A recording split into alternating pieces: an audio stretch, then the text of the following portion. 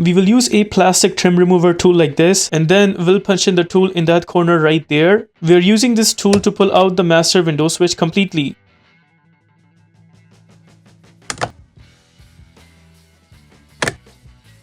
There you notice the window switch is out. Now we would need to take out the plugs behind. To take out the plug, what we have to do is press and hold that tab and then pull the plug outwards.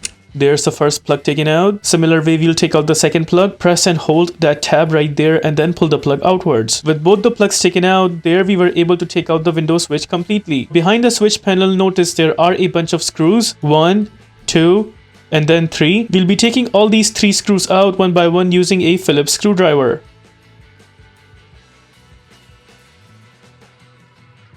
There's the first screw taken out. Then at the bottom, notice there's a second screw that also needs to be taken out. Second screw out. And then the final screw is on the corner right here that we are also supposed to take out.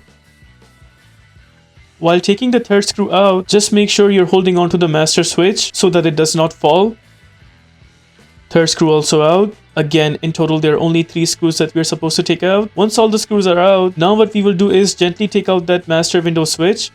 Just like that. That is how we take out the master window switch for this door. In my case, the window switch is good, so I'll be installing it back. But in your case, if you have a new window switch and you want to install it back, make sure it matches with the position of the cover. Notice the top button should match with the top position of the cover right there, and the bottom buttons should match with the bottom position right there on the cover.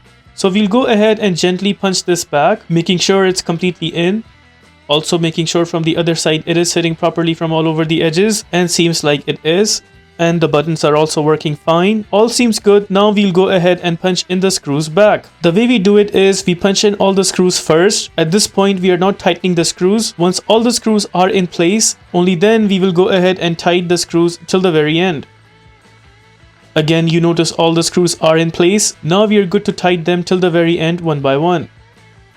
Bottom screws tight.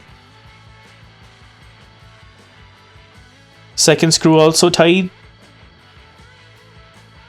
And the final screw is also tight as well. Also make sure window switch is not shaking and it seems good. From the front it also looks good. Now we'll go ahead and punch this back. We'll punch in the plugs first. Just make sure the tab portion of the plug, which is right here, stays at the front. First plug is in. Same goes for the second plug. Make sure the tab portion is at the front. Second plug also in. Now we'll go ahead and punch this back. Before installing it, there's actually a trick to it. You notice this portion right there? We will punch into this side first. So I'll punch in this just like that. And once it is sitting from the edge like that, then we will go ahead and push it from the other side. With that, we are done with the replacement of master window switch for this car. If this video helps you in any way, please consider liking this video and subscribing to our channel. Here are the list of tools used for this takeout.